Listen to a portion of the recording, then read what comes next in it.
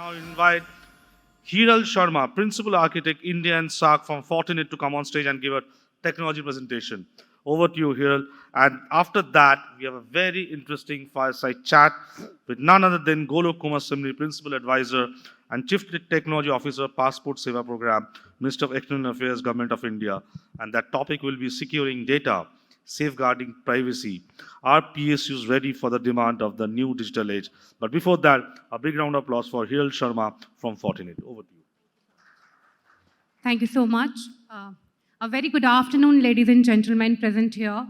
I absolutely feel privileged and honored to be present here amongst all of the critical associations from the industries which are available today. And wow, what an interesting time to come on stage. We have heard about digital transformation. My previous speaker spoke about security, and I was really thrilled and happy to hear somebody talking on AI, ML, and cloud talking security. So here I am, as we are talking about digital transformation and security. It's very important to understand and to use security as an enabler rather than becoming a showstopper. So to that, can we move on, please? Or can I have a point? So I want you to stay tuned with me for next 15 minutes only, and that's where I need your attention. Today, as we have spoken about digital transformation, I really want to talk about what are the cyber exposure when we talk about digital transformation. Because we understand, and I was also observing, and we have been having multiple conversations since morning, and some of them were very intellectual as well as insightful. But one observation that most of us were still occupied with our handheld devices, our laptops, and rightly so, because business has to go on. Right? And that's where the agility of business comes in. But at the same time, that enables you for an advanced attack surface. So your attack surface from within office boundaries has any which way expanded. So I really want to talk about what has been our cyber exposure. Let's talk about what could you do as an organization to build a resiliency around cyber. Because innovation cannot be stopped. So if you have to be resilient across the cyber, what are the different ways you can be resilient? Last but not the least, we want to share certain best practices which you can take back along and implement in your organization to be cyber ready, right? So let's start about this. I'm sure we have spoken since morning around digital transformation, so I'll not take much of time. But if you talk about digital India, and as the motto of the Conclave says, we are in Amrit Kal, right? Truly, and as said by Mr. Prime Minister, we have never seen India environment today. We are digital ready, our connectivity, our education system, our digital skills are number one across the globe. We are leading in every possible way that could be. Our DPI, digital public services, digital public infrastructure, never seen before. Today, e-governance has reached smallest town of every state. But when we talk about such exposure, what is the risk that we are talking about? One thing that it surely brings in as an organization for you and as a cyber leader is complexity. And how do you tackle that complexity is very important. You have attacks happening in every possible way. And that does not start at an organizational level, but also as an individual level. You get SMS which have fraud links in it. You get phishing messages, you get ransomware attacks, and many of such attacks have commonly been seen across the entire digital surface. That's from a digital part of it. Now let's see this. How many of us from the audience has utilized Delhi Metro? Please raise your hand if we have ever used, right? So Delhi Metro is heart of Delhi. And while I was coming to this event, I stay in Gurgaon. So while I was coming here, I actually happened to cross the airport corridor, which proudly we have banners saying that India's first ever airport metro. And we are so proud, right? We are associated with Delhi. We have world-class infrastructure available. But usually if you see, the speed and safety does not go together. Delhi Metro has proven that as an out major or a concept which is very old. We are safe, at the same time we provide speed. But have you ever thought that this connectivity or probably the CCTV footage which is available at a station, if that goes out on internet, and believe me, since I come from this industry, I can speak on behalf of all of you that these digital assets are available on internet. You have darknets, you have dedicated sites wherein all of your critical infrastructure details are available on darknet. So this is very, very possible to expose. And what could be ramification of such risk here? That will be much beyond your digital attack surface. Digital is still one part of it, and I'm sure all of us are movie buffs here, at least I am. Most of them Bollywood movies as well as the Hollywood movies have shown Dhoom 2, Dhoom 3, whatever series of Dhoom we have seen Dawn. All of that talks about how hacking has become a normal trend. How you get into a train, do a robbery, come out of it. Because you have the intelligence available much in advance. So how do you tackle the situation? And the ramification, as I said, will be beyond digital surface. It will be to the level of humanity. It will be to the level of human and nation states to talk about. That means predominantly the impact all of us have seen. Recent cyber attack at AIMS, right? Who would have ever thought one of the most safe place when we reach out there for our help could be under the target. CDSL, our financial infrastructure. Colonial pipeline hack. And there are many more such. Ukraine nuclear power plant. Have you ever thought what would be the implication of such critical infrastructure and cyber impact most importantly? Because when we talk about all of this, as I said, it will go much beyond. And targets do not stop only at a critical infrastructure, that also attacks the private institutions, which are, at least from a technological perspective, are very tech-savvy, and they have so much of a deployment around cybersecurity itself. So when there are multi-layer, multi-defense, as we say, deployments are already possible, what is that one thing which has been missed out, which is causing all of this? How many of us are present from OT perspective and know about OT as a technology? Oh, great. So we only have one submission coming in. So let me elaborate what is OT. OT is operational technology, which is not as simple as how IT looks. For you, if you need an Wi-Fi access, you go to an IT person, and that IT person will do certain changes on Wi-Fi access point at controller, and you have internet access. But imagine the same situation at a plant, at an oil and gas factory, at a petroleum plant, at a nuclear plant. And I spoke about Delhi Metro also as one of the case. Security at that level is not as same as it was. 2010 is the time when we first heard about a targeted attack for operational technology, which was a nation-state-sponsored attack, which is popularly known as Stuxnet. Yeah, it started with Stuxnet.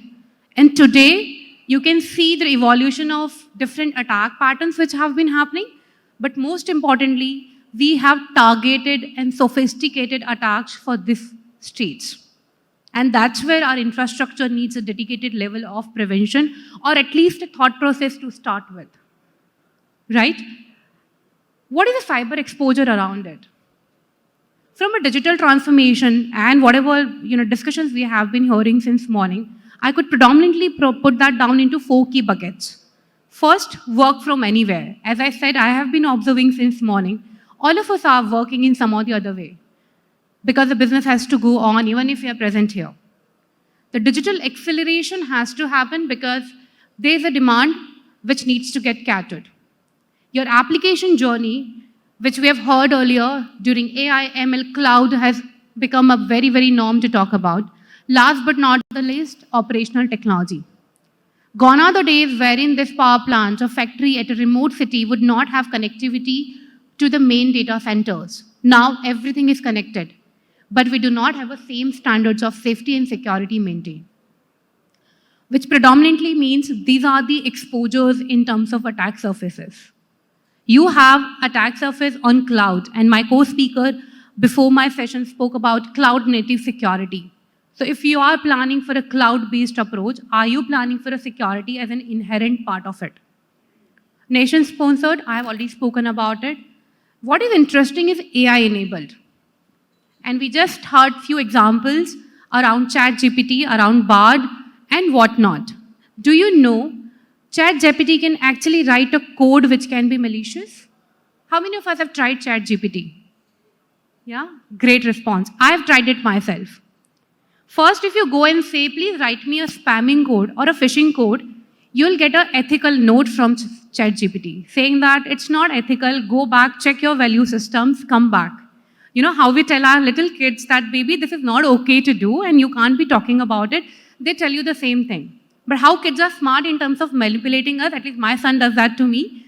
Similarly, if you manipulate your question and go back, you will get the right code and you will get the right responses, which is loop and iterative. So for organizations which are actually dealing in ransomware and which are dealing in targeting these attacks, have very, very easy formulas available out of the box for them to plant an attack. For a device which is internally available, as I said, CCTV access, so many critical operations and sites are available on CCTV. And I can tell you that's all available as a footage on internet. And we've seen those copies, right? So this, when we talk about threat landscape, it's actually evolved. And do you see a traditional security mechanism anywhere here? We should talk about antivirus, we should talk about firewall. None of this cater to that requirement. So when we talk about this, the issue that we see, despite all the measures that we have, is synergy.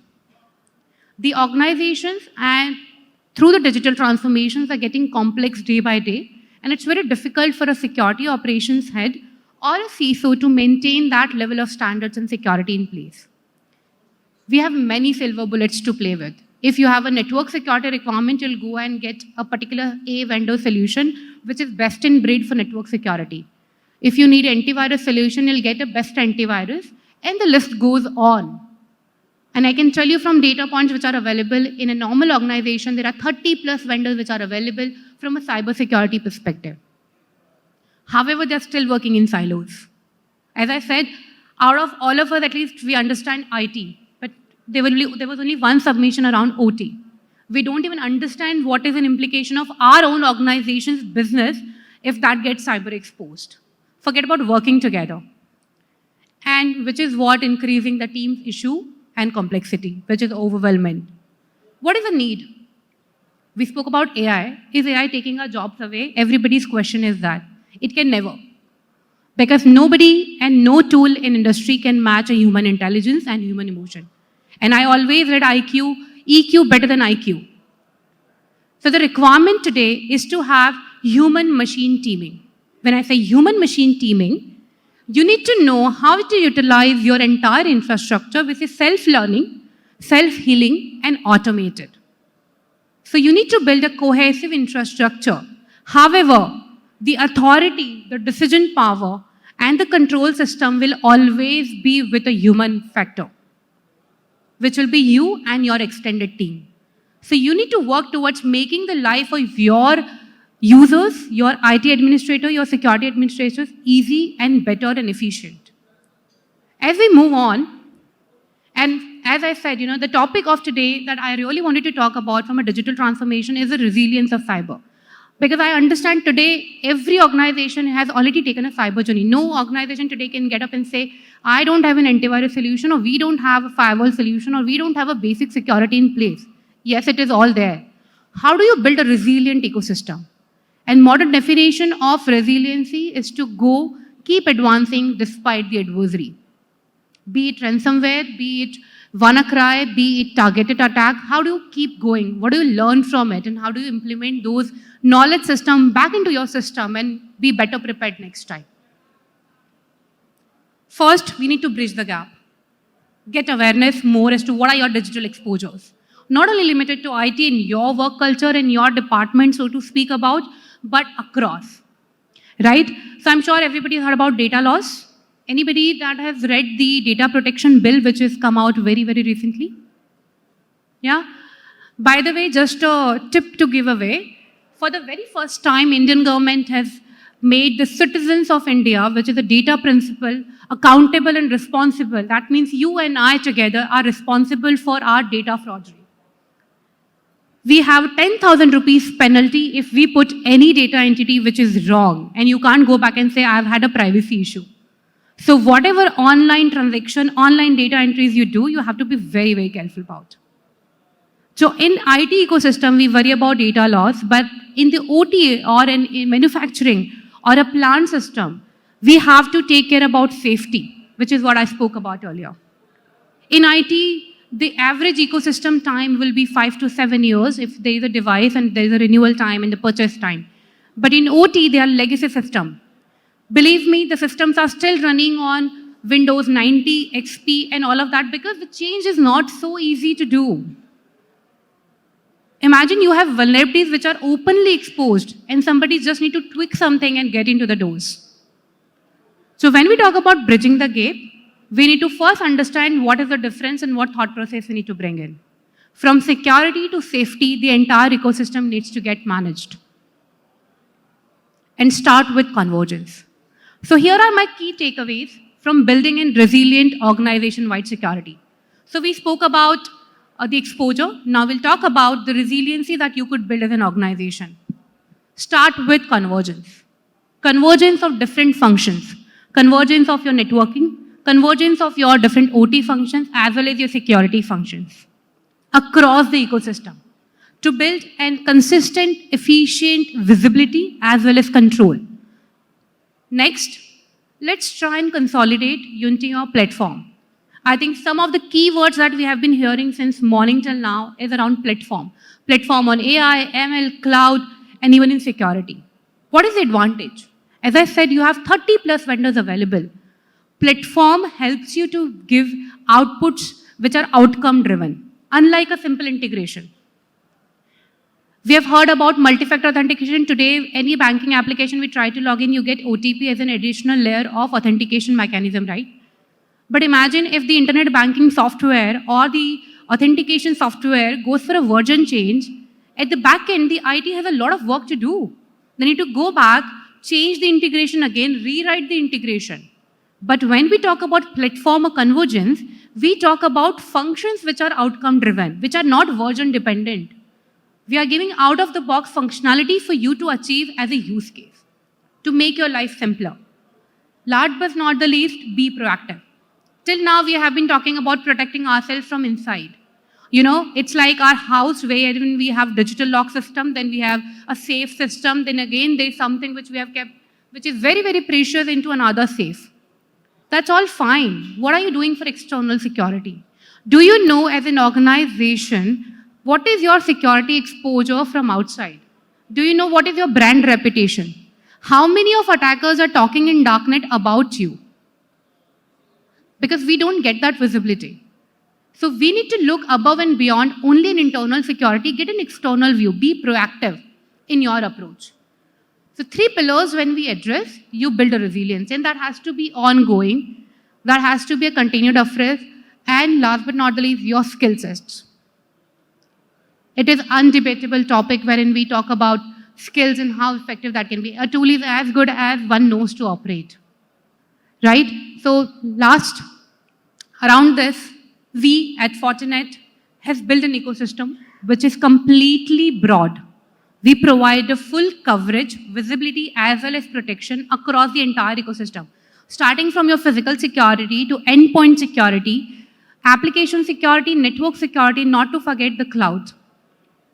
Not only within the Fortinet ecosystem, but we also integrate with your third party. We are not asking you to rip and replace everything. If you are right now in your journey of cybersecurity maturity with a particular vendor, from a network side, from a security side, even from IT, OT, or cloud side, we are more than happy to integrate and give you outcome-based solution, which is completely converged into each other. As I said, integration is one of the key points that we're talking about. And last but not the least, the entire ecosystem that we build automation and orchestration is a part of it. That means we are building in the core capabilities which are required for you to get into a cyber resilient mode from a reactive approach. And all of this can be available in multiple form factor versions as possible. Now, as I said, data protection bill was one of the things, but from an organization perspective, if there is going to be any incident, you know, SAARC has a guideline for it to be reported within 6 hours. How many of us knew that? Yeah? Okay. So another tip point. So when we talk about reporting an incident, all the attack examples that I took, the biggest challenge is to detect if we are under attack. We don't even get to know. RSA attack, which is very, very popular, a security organization themselves took 2 years to identify they were under attack. Now, if you don't even know you are under attack, how are you going to report an incident to CERT, India? With the automation that I was talking about and convergence, we have actually delivered that within few seconds. The moment you identify any incident, now I don't want you to focus on multiple components which are written there because I understand that might not be the relevant information for you. But what I really wanted to know, let's say a particular admin gets to know about an incident. From there to convicting if it is right, wrong, what is a false positive, what is a third party, what is an external view, what is a conviction, till that to reporting it and again learning it back from there and putting it back to the infrastructure is something that we can do within minutes. Forget about 6 hours. And not only within Fortinet ecosystem, but as well as from a third-party ecosystem, which is clearly highlighted. These use cases are out of the box achievable for you. Just somebody needs to create those and build those. Now I'm towards the end of my slides. Fortinet in India is specially committed for Indian government and Indian customers. We have 650 employees out of India available. We have multiple support centers that are highlighted. I don't want to read out the numbers, that is for self-consumption. What is important to know, across the customer base and across the devices that we are protecting, 10 out of 10 UPI transaction, one of the largest ecosystem in India is protected by Fortinet's ecosystem. Public sector bank, private sector bank, even the top unicorns today utilize Fortinet, and we are absolutely proud to tell you that we are associated with our organization and we are committed to provide them the required safety and cybersecurity measures. Last but not the least, the audience today is majorly from the critical infrastructure, citizen services and education. All of this, we are more than proud, as I said, to be associated with them and to provide the right security. Now, from a Fortinet, as I said, we have a huge portfolio, but what I really want to communicate is anywhere you have a cybersecurity requirement, consider us as your partners in the journey. Our motto is to live with the cybersecurity and provide cybersecurity everywhere you need it. So if you have any cybersecurity requirement, I, along with my team, is available at the booth out here. And we are more than happy to have those conversations with you. Please join us there. Before I end the session, last key takeaways that I want to give you is please think and build around outcome-driven convergence.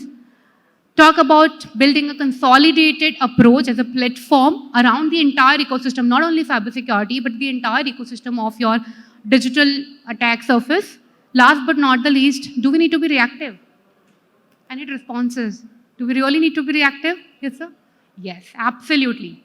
Please be proactive in your approach and be prepared. Thank you so much. With that, I hope that I contributed to the discussion today and looking forward to have a conversation at the booth. Thank you so much. Just wait for a second. Thank you, Hiral Sharma from Fortinet. I'll request Rajneesh Dey, consulting editor of APAC News Network, to come on stage and hand over the souvenir to her. Thank you for your insightful presentation. And I'm sure points made by you have been well taken by the PSU leaders who are present here. That was Hiral.